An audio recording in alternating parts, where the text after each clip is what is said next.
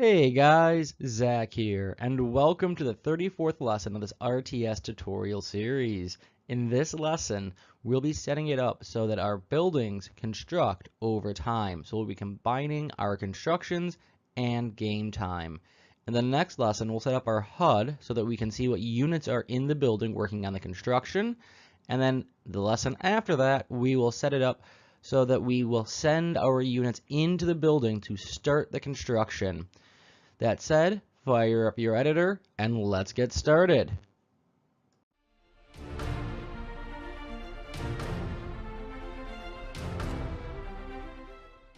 So now that we're back in our editor, what we're going to do is set up our clock. I don't know why all these are open. I'm going to need a few of them. Actually, I'm going to need most of those, but just to show you where we're at, we're able to spawn this building in. Let's just grab a factory, rotate it, spawn it in, and now we need to set it up so that it actually does construction based on time. We'll tie this to units and resources over the next few videos. So first, what we're going to do is go to our blueprints and let's go down to our structures. We need to add in our construction. In our construction structure, we need to add information about how long it's going to take to construct. So we're going to do a new variable. This will be a float, and I'm going to name this variable construction. Sorry about that. Construction time. This will be measured in hours. So I'm just going to make a tooltip note underneath here. This is time required in hours to construct building. Alright, just going to save that. And now that we have that, well, we need to actually add a construction time variable to our building master so that it can get propagated down to all of its children. So let's go down to our buildings blueprint. Let's go to our building master. And you'll notice that suddenly these two are unsaved. The reason they're unsaved is now there's an edit in them. If we open them up, we'll see that the structure file that we've just changed here has changed in these blueprints where we use them. But we'll take care of that in a second. We actually need to do the construction master first. So I'm just going to go to the event graph because we'll spend most of our time here.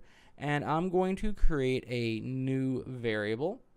And that variable will be construction required construction. Actually, no, I'm just going to name it construction time. I'm going to avoid the verbose naming that I used in an earlier recording attempt. Actually, it was the same recording that was done for last week. I'm just going to name this construction time. And I'm going to put this in a folder known as construction, or a category known as construction. I'm going to compile real quick. And construction time, I'm going to default to 0.5, so 30 in-game minutes by the time we are done. Right now, that's 0.5 seconds, so half a second. Right, so now that that's there, we need to pass this information from the child that we're actually going to spawn in, so from the factory to the actual construction manager. And the easiest way to do that is in our preview to set construction time. So what we're going to do is, since we're already in the, that's the construction manager, sorry about that, let's close that back out. We'll actually go back into there in a minute or two, but let's start with our building preview. So in here, what we're going to do is, well, we're just going to click that. We'll see our construction times down there. Just don't drag like I just did. Let's actually move that this way, give ourselves a bit of room. Drag off of here. We're going to do promote variable, and this will be construction hours, just because I want to remind myself that it's supposed to be in hours. And it doesn't really matter what the default on this one is. We're actually going to set it somewhere else. I'm going to leave it as 0, so it's an empty variable.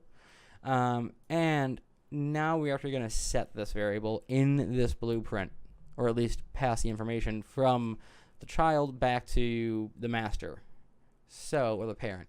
So we'll go to the event graph. On the spawn preview, go ahead and select it, and we're going to add in a new input, and this input will be construction time. And we are going to set construction time as a float here. Let's zoom out a tiny bit, highlight everything before that bool variable, unhook the bool variable first, then highlight everything, and just move it along here. Grab our construction time, or construction hours that is, plug it into that set there, so we have a set construction hours, and now we are going to, of course, pass this information from the spawn preview through here. Now, this is going to do nothing right now. Absolutely nothing. Because we haven't passed anything into the spawn preview. This is still an empty variable being set as an empty variable. But it is what we are going to use to set the variable in a little bit. And when I say a little bit, I mean like the next step. Just let's finish cleaning this up and get everything put back into place. Plug that in. Just move it a tiny bit closer. There we go. And now, well, let's set it up. Let's open up the spawn actor.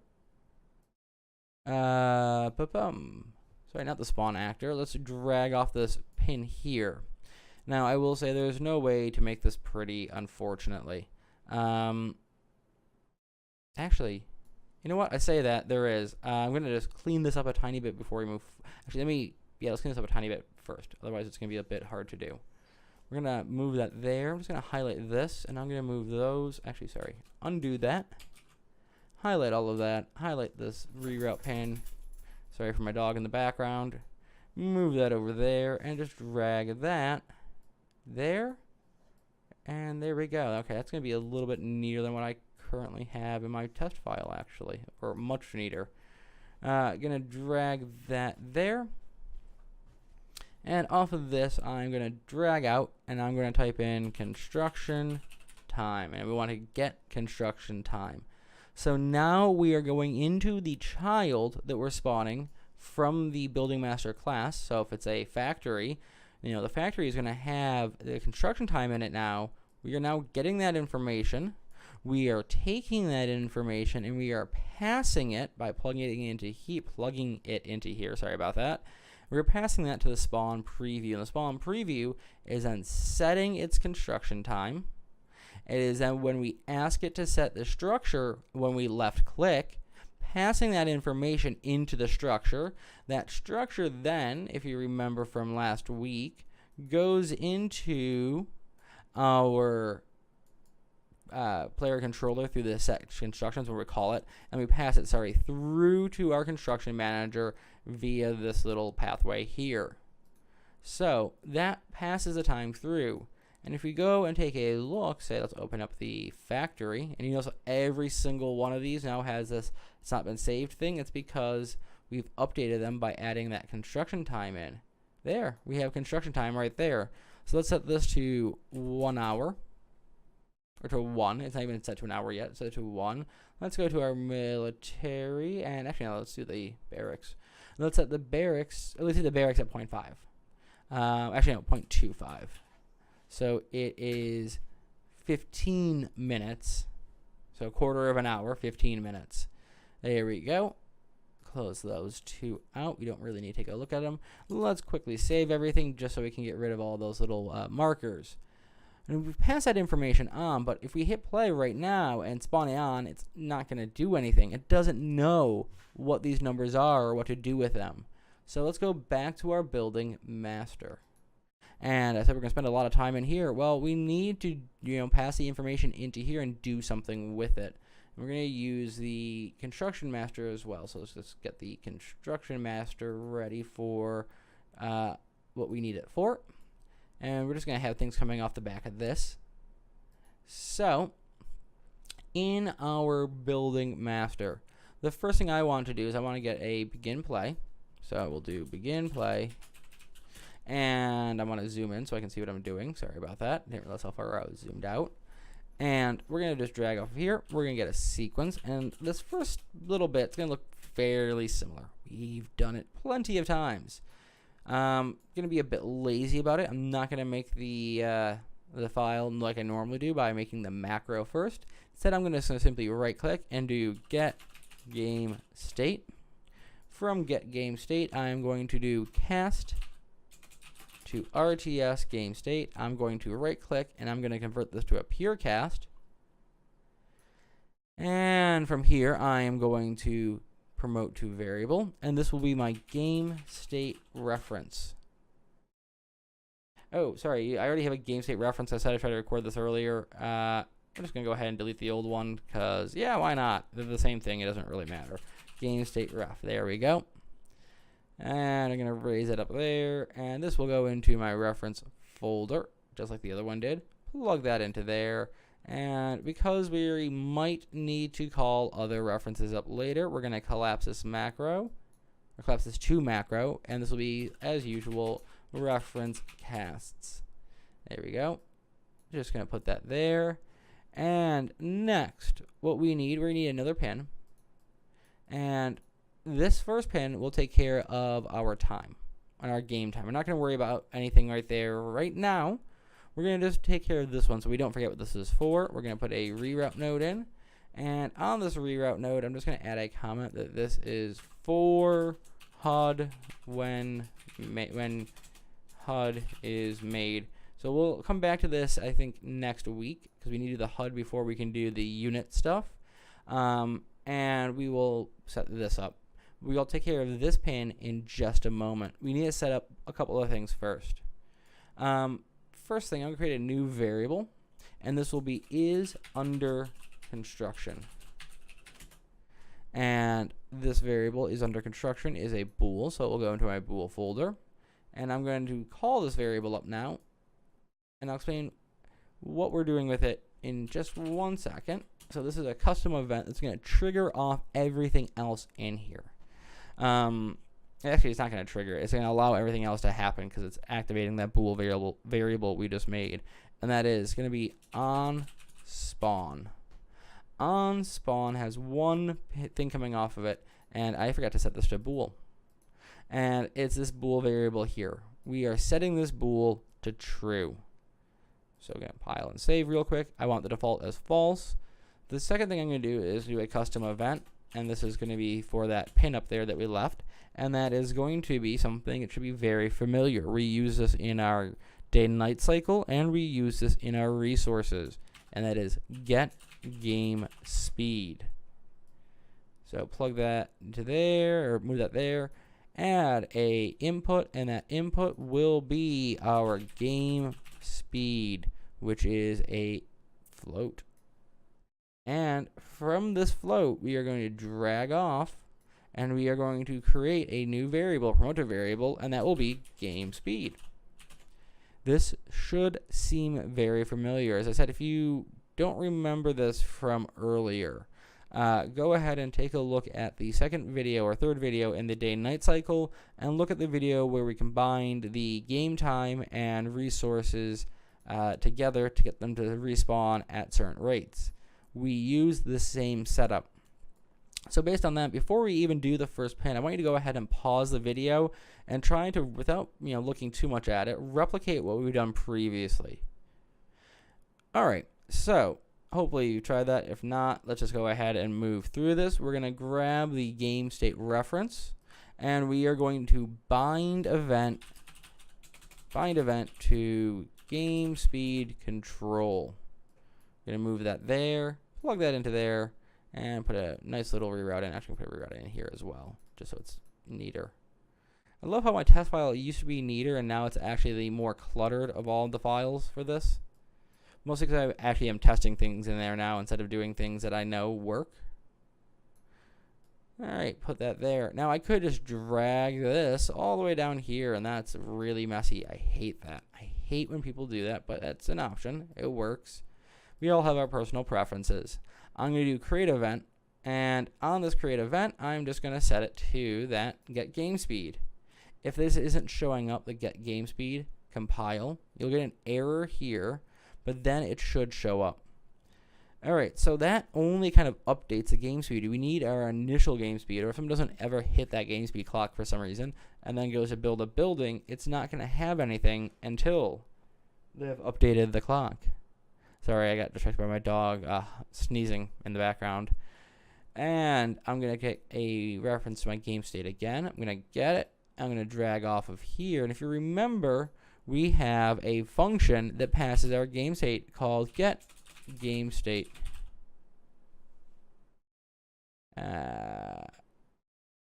oh, sorry, not get game state, get game time, game speed. And we're going to hook that into there. And as you see with this return of game speed, well, we can just take our game speed and plug it into there. Well, now this blueprint has our game speed, and it has this random is under construction boolean. Well, what this is this is going to work with our game speed. These two events kind of work together using our event tick. Or sorry, work together. They set up our event tick. So let's create an event tick. Guess we didn't need to delete the tick from earlier. The first thing we're going to do is drag off our delta seconds and promote to variable and call this delta time. Again, this should seem familiar. We've done this in our resources. We've done this in, I think, our day-night cycle. And we've done this in our player controller. Right there. With regards to our building within marquee, sorry, with regards to our marquee selection. So again, this should seem relatively familiar. All right, let's go back in here. And what we're going to do is we're going to then check, one, are we in construction? So are we building something? And is the building not built? We just want both to be true in case, we forget to set something. So we're going to do a branch. And as I said, we're going to need an and. So let's get the and on to play right away. So and what we want to know is, one, are we under construction? So is this particular instance of this actor under construction? And is it not already built? And so is not. So is not built. So if it's not built and it's under construction, then we want it to engage in construction. So we are going to do that by creating a new variable that will seem, again, very, very familiar. I can actually name it something else to make it even more obvious, but I think that it will lead to confusion in the end. We're going to name this construction time. I see why I rename certain variables. So this will be work time, or time worked. Time worked. Sorry about that. I renamed some of the variables on the fly as I was doing this, and clearly have run into not remembering what I've named my variables. Time worked. Oh, and delta time should be in construction as well. So time worked, we're going to set on this true. And the part that's going to look really familiar is what we're setting it as. If I just right-click here and do set game time, we are literally going to do what we did in the second video. Sorry, the first video of the second section. In the second video of the second section, we are going to set game time. But in this case, we're actually setting it as time worked. It's using the same clock though, so the same set game time system. The delta time won't change between them. The game speed we're getting from the same source that sets our game speed. The only difference is the initial game time, which will be time worked, is going to be 0, 0. Of course, because this is on tick, if we did that, it would be set to 0, 0 every single time, and this would never progress. So we're going to put that there. We just need to make sure, when we compile, that time worked is initially 0. So it is. When this goes through, it will update to a new time. So let's say it updates to 1. It won't be. It'll be like 0.4 something. It will come back through again on the next tick. It'll update to 2, come back through. This will be now 2. This will update to 3, and so forth. Now the numbers are actually much smaller than that. Actually, I am completely jumping the gun here. That isn't right. Everything I just said is right. I just actually, because I've renamed the variables, have confused myself. We actually are going to do this as time worked, just to make, oh, it's already time worked. We are actually going to do this as game time. So we're going to promote to game time, because this actually is simply seconds in game time. We are converting the game time over to our time worked. Sorry about that. I don't know why I did that. You'd imagine after recording this twice now that I would have remembered that one. So we get our game time, which, is starting at 0 because we are using that to calculate the time worked. So using the amount of time that's passed in our game clock, we get our game time. Maybe we should name this so I don't think about it as game time. I'm going to name this as game clock. There we go. So our game clock is now updating, or maybe I can name it construction clock. Okay, I'm overthinking what I'm naming this. We are using that to set our time worked because this is coming in a different way than this isn't coming in proper minutes or seconds. This is coming in minutes, not in hours, which was what we end up actually using as our calculation. We are going to convert this to hours by doing a float times float and plugging it into there. Well, we can't multiply it by 0. And I said it's going to be by hours, so we're going to multiply it by 60. But before we do that, I'm going to add another pin. I'm going to set this last pin to 60. Now, if you're familiar with BODMAS and PEMDAS, same thing, by the way, just the UK versus US terms for order of operations.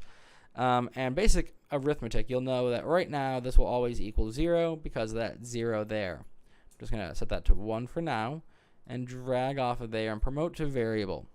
And this will be construction modifier. What the construction modifier is simply a way to show you guys how you might add a feature in that can modify construction. So let's say you have a boost to your construction speed. Just want to make sure this is default to 1. It is. You have a boost to your construction speed. This will carry through as, hey, update the speed. So we might set this to 1.5. So you get extra time. Or, employees might be on strike but still going into work. So we want this to be a 0. They're there but not doing anything, which will turn all of this into a 0. Or they might be, angry and underworking. So we use a negative number, so negative point. Oh, sorry, we don't use a negative number. We use a number smaller than 1 to represent their underworking. I got basic math there for half a second. All right, so we could actually add up subtraction in to do the negative number at the end here, but that's a different story. We can worry about that later. So now that we've done that, we have, just to go through this, what we have is we come into the game, we spawn in a preview, we left click where we want to place the preview, and from our player controller, what happens is it then goes, are we overlapping? No. All right, get the information. So take all this information, this construction hours, which we've passed through on the main event graph here. Take all of this information and pass it into this construction structure. Take this structure and, then we return back to the player controller and pass it on to our start construction. And our start construction, we haven't set what happens with this construction time yet. So let's go ahead and worry about that in a moment. But once we pass that through, what's going to happen then is it will then set off some other things in here, which again we haven't set yet. And again, we'll worry about that in half a moment. Those things will then set off, I'm in the wrong thing, there we go, will then set off all of this. It will set off this on spawned, which will allow this to tick forward. We come in, we have a game clock of 0, 0 initialized here with our game speed from our game state and our delta time from our ticks. It updates our game clock, which comes back into here, updates itself again. We multiply this by 60, and 1 is our construction modifier. That passes through into our time worked. And then we want to check, when our time worked is surpassed or equal to the time that is required to build that building. All right, so sorry about that. We are going to drag off of here, and we're going to do branch. And as I said, we want to know if it's equal to or greater than in this case. So, sorry, that was the wrong equal to or greater than. That's not time span we want, actually it would work. We want float, because we've done everything in floats. We want to know, is the time worked equal to or greater than the construction time? The reason why we're using greater than instead of just equal to is simply because, a tick might pass this. It might happen too quickly, and by the time it comes back around, the numbers might not be right. Or when we add them up, there might be an extra point at the end of here. This is looking for an exact replication. So we want to just hedge our bets and have the greater than. If it isn't, then we don't want anything to happen. This needs to continue forward. If it is, however, then we want to set this to it is built, set that to true, which then nullifies this statement. So this statement now is no longer true, which will stop this from firing. And just to be on the safe side, we're also going to take this and say that it's no longer under construction. And then we're going to take our building mesh, and just like we did in our construction script here, we're going to set our material to that basic wall. So set material, and plug that into there, and that will be our wall. Well, as I've already mentioned, let me compile and save this real quick. As I've mentioned, this can't fire yet because we haven't told it to fire yet. So let's go back to our construction manager, and now we need to tell our construction manager to do certain things. Actually, we're going to go very quickly back to our building master in a moment, but first, before we do that, our construction master, you're going to just drag off of here, and we're going to set one thing real quick just so we have it, and we'll move it on in a minute. Sorry, we're going to take it from the return node, and we're going to do on spawn. So this, when it fires now, when we left click, will trigger the on spawn event, which if you go back to our building master, will set this to true, which will allow this to happen. And since our default on is built is false, then it is not built already by naturally. So naturally we'll get this as a true statement, not built will return as true. This is now set to, its default is false, but now is set to true when we fire the on spawn, and construction will begin based on game time. We'll add some other things in for units and units in this bit later on. Now, the one thing we haven't done really is pass on what construction time is. So if we did this, it should instantly spawn in a completed building. So there we go. Let me just set the debugger onto this, see what's happening. Oh, hello. Why aren't we updating? Okay, for some reason, and this happened, I don't know why this happens in this version of it. Just gonna go into the factory real quick, and I'm going to set my game clock, my construction modifier to 1. Compile and save. Let's just do that in all of these real quick, just in case for some reason the construction modifier does not want to properly set, and I haven't worked out quite why that is.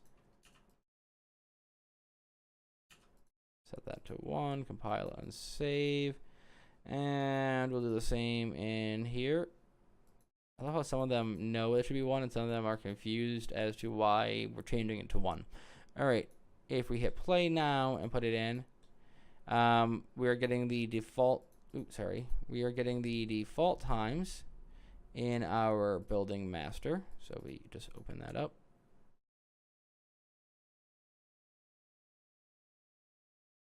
It should, why didn't we see that right away? That actually should have occurred within a second. Boom. There we go. So it happens pretty quick. It should happen within a second. I'm not sure why it took that long. And the reason for that is simply because we haven't actually set the time yet. It is still set as this raw input. So if we go into our building master, this construction time required that we're passing in is a raw sort of number that has no meaning yet. So if we go to create a new function here, and let's say we set this function as set construction time, what we can do here is actually give this number some value. Let's create a input. This will be construction time raw. And we'll just drag that over there. This is a macro. I don't know why I did that in a macro. Sorry about that. Delete that. Go ahead and do it as a function. This will be set construction time. I was wondering why there were no execute pins there. And this will be our construction time raw. Construction time raw. We will then take our construction time. We will set it here. Just unhook that though. And we will have a return node off of this with nothing plugged into it. What we're going to do here is multiply this just like we did in the main graph by 60 to convert this to hours. All right, there we go. Plug that in. However, this particular function is never triggered to fire yet. So let's go back to our construction master. Let's put a reroute into here. Let's unhook this because this needs to go second. What we need here is our set construction. Sorry, I hope my fingers on the home keys. Set construction time. And gonna just put a couple more reroutes in just to make this look a little bit nicer and neater looking. There we go. Move that up there, plug that into there, and plug that into there. Now, as you see, we're passing in the raw construction time. Well, right now we haven't passed anything in. That information is coming from here. So just gonna drag that over there, and again, put some reroutes in to make this a little bit easier to follow. There we go. So we pass in the construction time, we set the construction time, and then we trigger the on spawn event. If I can get back into here as I finish that, we trigger the on spawn event, which sets off our tick to being able to go off. So if we do this, and what we'll do is I'm going to set this here for a second. Actually, we'll put the factory in. I'll rotate it so you can see things rotate. We'll take the training post, we'll set it over here at the same rotation, and then we'll set the barracks across from it at the reverse rotation. All right, and then we'll speed up the game clock. And what should happen is some of these buildings will finish sooner than others. And you know, unfortunately, we had to sit here while this is happening. There, that was set to 15 minutes. This one should be set to 30 minutes, so it should be done a little bit after about around 40. Oh, okay. And this is set to an hour, and this one should actually get close to the hour. The reason why it's not lining up perfectly with the clock is because I set them in several minutes in. This one was set not at, you know, exactly 11 o'clock. This was set in a little bit after that. This was also set in a bit later, and there we go. All three are now spawning in at different times based on our game clock. The next step of this will be setting it so our units have to be present to set the construction into motion. And from there, we will also set that up so that our units not only have to be present, but you know, the multiple units will increase the construction, decrease the construction time, or increase the construction speed. But before we do that, we'll actually set up our building HUD, because when we click this building, it does nothing. Yet when we click our unit, hey, we get a pop-up. Same with our vehicle. We click our vehicle, we get that nice little pop-up as well. So we'll set up our both our construction and completed building HUDs, and then we'll move on to our units. And as always, you know, if you like this video, hit that like button. It lets me know I'm bringing you content you appreciate. If there's something you want to see in the series, go ahead and hit the send a comment down below. Let me know what's working for you as well, what isn't working for you. And as always, I look forward to seeing you guys in the next tutorial. And I hope that you guys have a wonderful day.